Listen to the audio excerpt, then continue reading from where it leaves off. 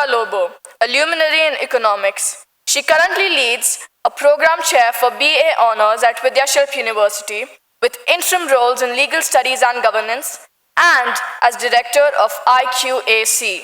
Her influence is profound. Her esteemed career spans Christ, deemed to be university, and exchange faculty positions at the University of West Georgia and Clayton Business School, USA.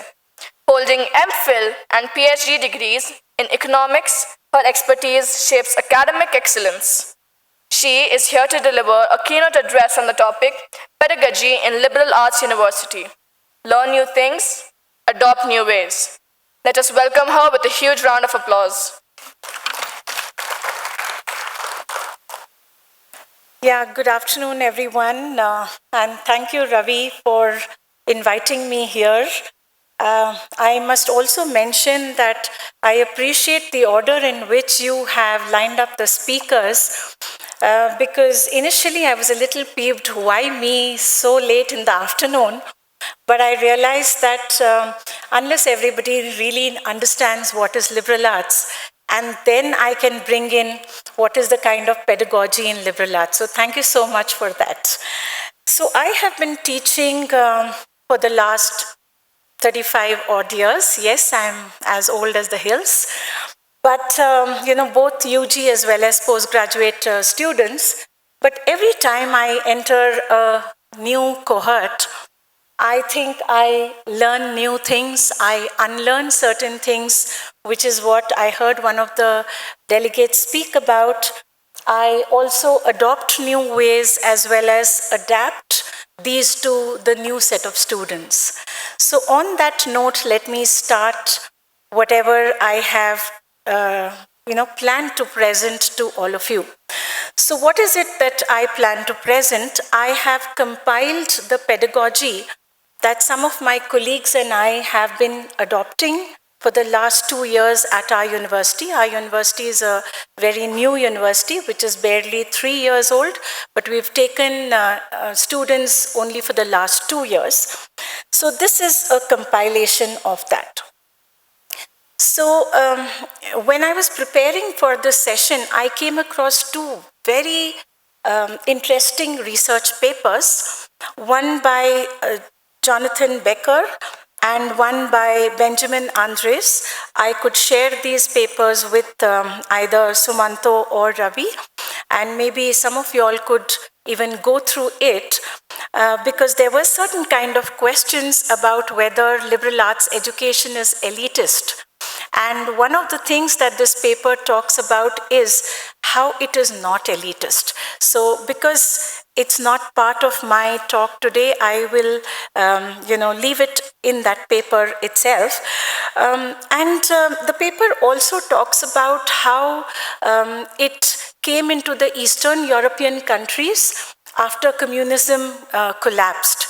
Forgive me, I'm an economics teacher, so therefore there will be references and examples coming from there. So once this collapsed, liberal education was seen like an antidote to maybe the Marxist-Leninist kind of ideology or the rigid disciplinary aspects that were there in the earlier education system. So overall, it was probably seen as a process of democratization. And gradually from Eastern Europe, it has now permeated into countries like ours also. So a very, very important point made in this paper, in fact, both these papers, I would say, surprisingly, they were so similar, is that it's not possible to have a good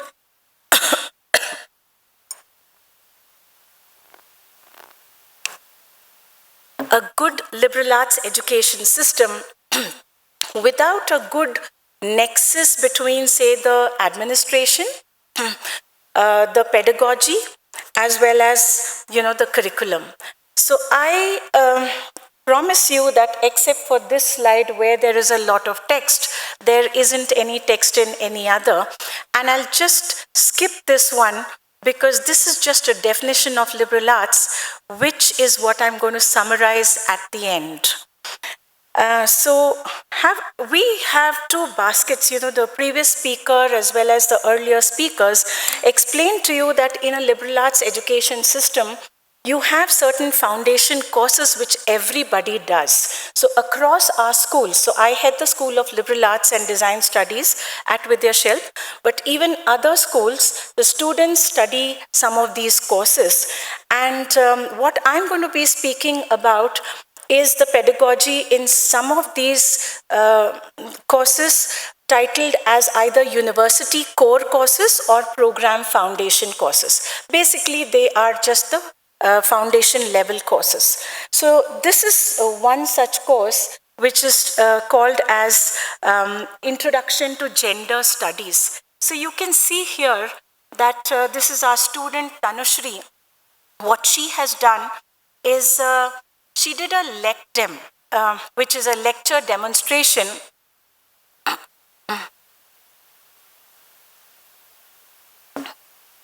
35 years of teaching, vocal cords are really gone. So she did a lecture demonstration where she brought out, the gender aspects within Bharatanatyam. So she's a Bharatanatyam exponent, and so she looked at these padams, and apparently padams use what is called as abhinaya, whereas there are other forms like Pushpanjali and Allaripu, which use nritta and nritya, which can be gender neutral, whereas apparently padams and abhinaya can't really be gender neutral. So they're gender specific, and therefore she was mentioning that in certain schools like say Rukmini Arundale School, they don't even teach this. So it's just because they want to be as gender neutral as possible. So you can see here that the faculty has tried to be liberal in her teaching as well as assessment methods, not restricting the student to learn or respond in any structured manner.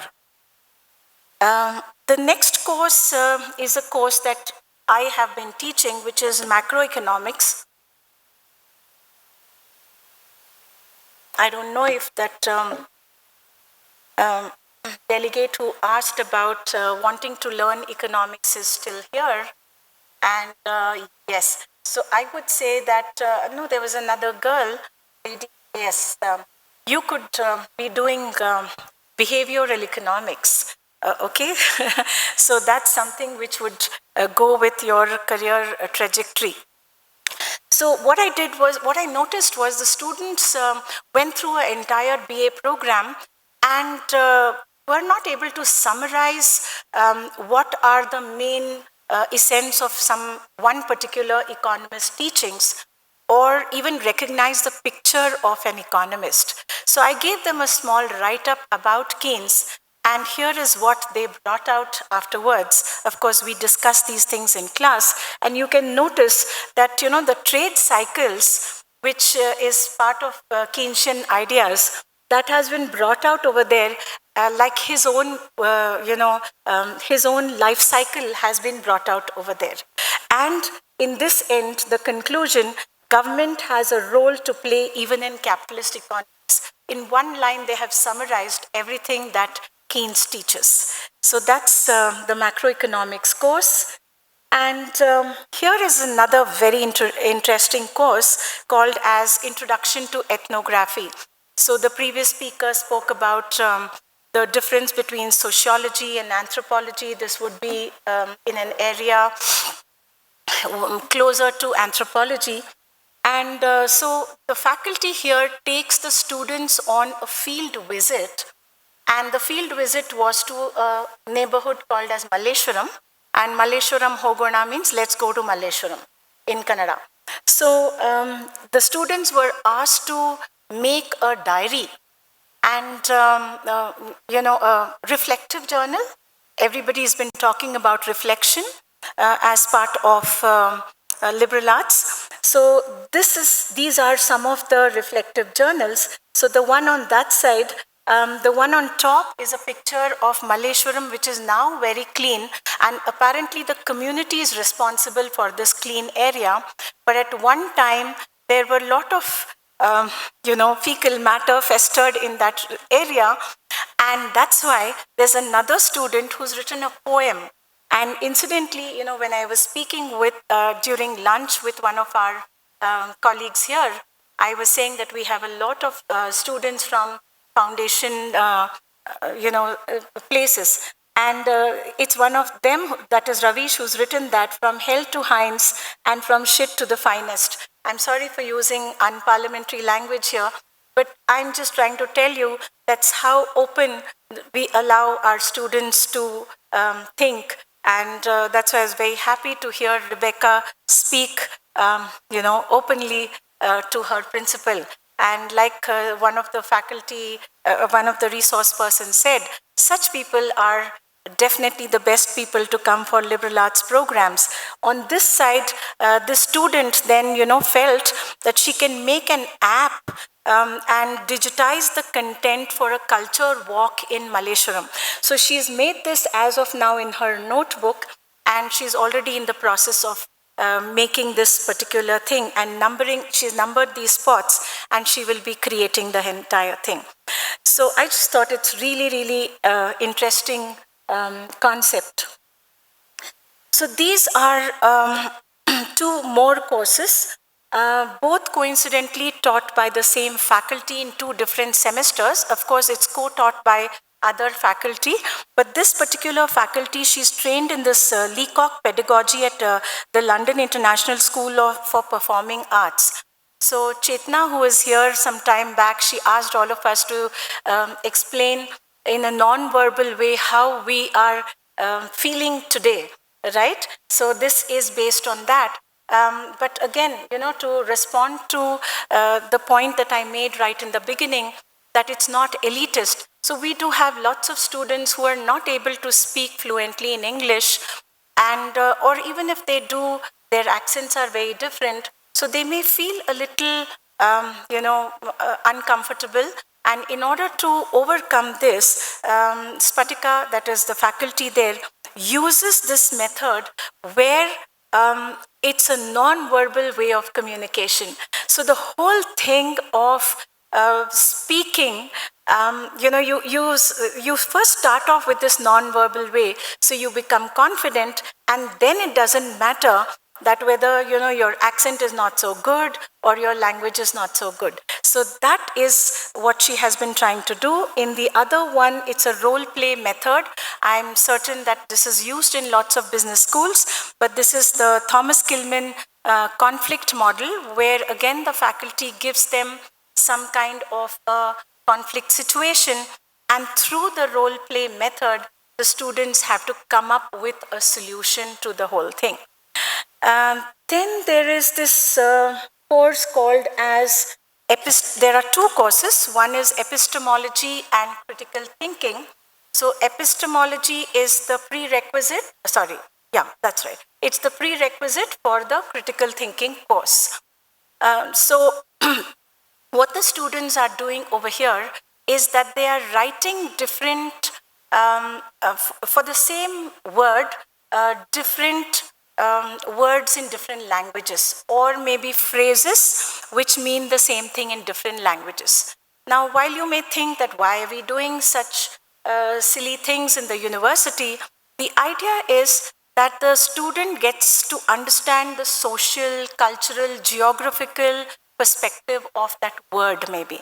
For example, my colleague told me that in Khasi, there are 10 different words which mean walking, possibly because the terrain there requires you to walk a lot, right? So therefore, now, how is this going to be used in the critical thinking class? So when you do an economic policy or a political strategy, you must understand that you can't be siloed in your way of thinking. It has to come from different ways. I remember this morning Mr. Jacob speaking about the multidisciplinary method of teaching.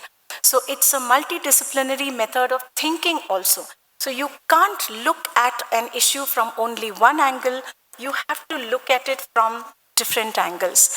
And the same idea is carried forward in this introduction to writing course. I'm sorry I didn't have a better picture than this. This also was created by my students, but we couldn't get an actual picture in the class, and so I substituted it with this. It looks a little garish, maybe like that picture of mine, which you all saw a little while ago. So it at least matches with something that I have done.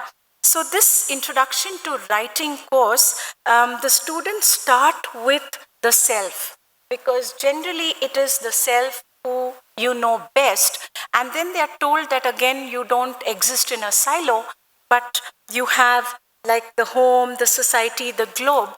And it's like really beautiful how students have come up with essays about themselves. I had thought that I would be using my laptop and I could have opened that, but I will not be able to because it's on my drive.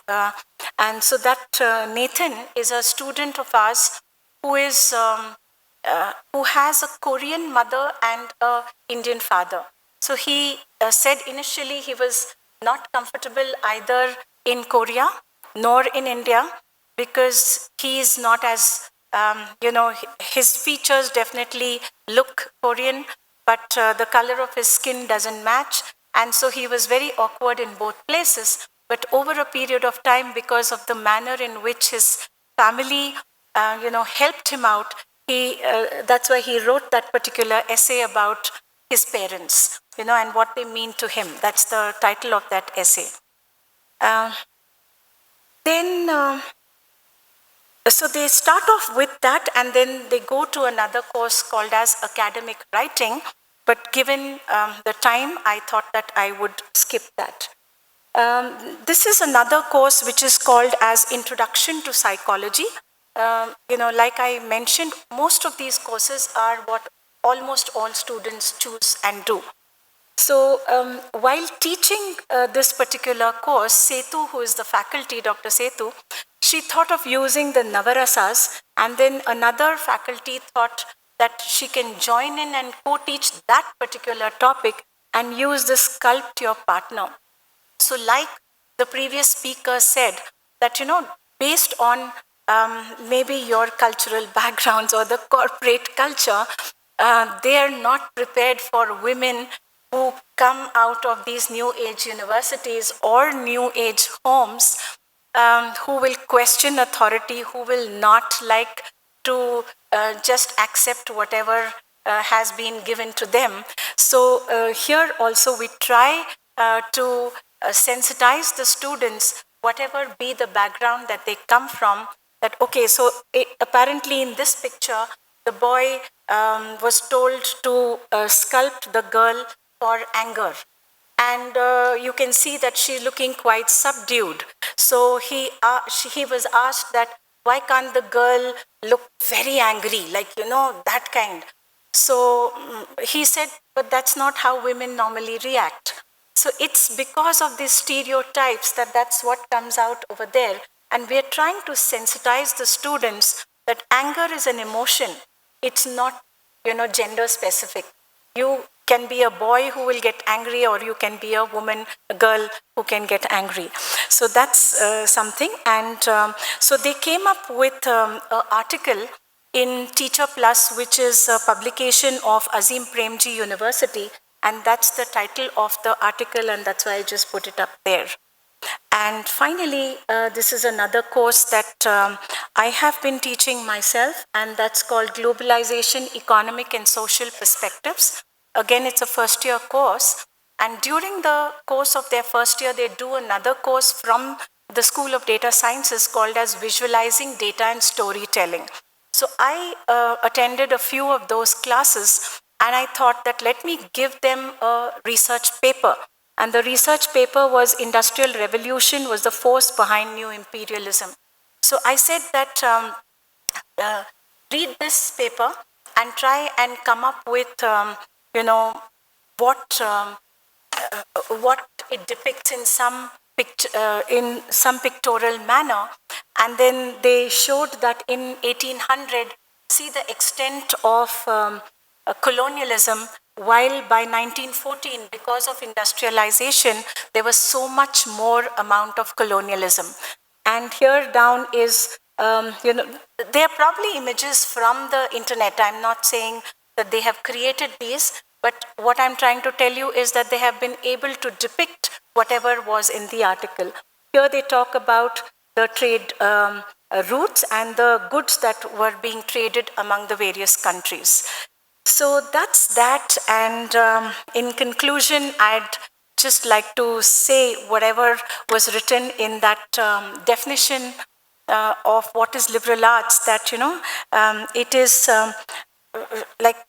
it is it would be, curating the content, the pedagogy, assessment modes, help foster in the students the desire to think and the capacity to learn, communicate proficiently, and, prepare them as engaged citizens. So that's the objective that we at Vidyashilp University are trying to get. And that's a picture of our campus. I would like to welcome whoever would like to visit here.